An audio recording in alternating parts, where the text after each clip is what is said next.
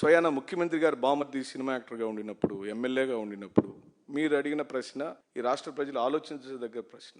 Cinema టికెట్లను పెంచుకునే విషయంలో మా ప్రభుత్వంలో కూడా సుదీర్ఘంగా చర్చ జరిగిన తదుపరి మల్టీప్లెక్స్లలో ఈ రేటు ఉండాలి, సాధారణ థియేటర్లో ఈ రేటు ఉండాలి అని ఆనాటి ప్రభుత్వం సినిమాటోగ్రఫీ మంత్రి గారు పేర్ని నాని గారి ఆధ్వర్యంలో ఓ పెద్ద డెలిగేషన్ వచ్చి ఆనాటి ముఖ్యమంత్రి గారు జగన్మోహన్ రెడ్డి గారిని కలవటం, వాళ్ళు అభ్యర్థించడం.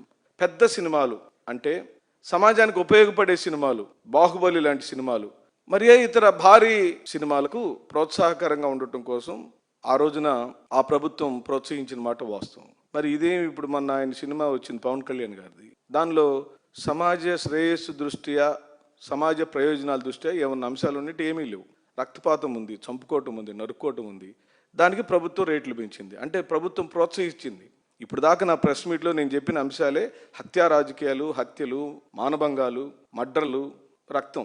ఇప్పుడు ఈయన ఒక మత సంబంధిత అంశాలని ఎక్కువగా ఉన్నాయి ఆ సినిమాలని సోషల్ మీడియాలో వస్తుంది.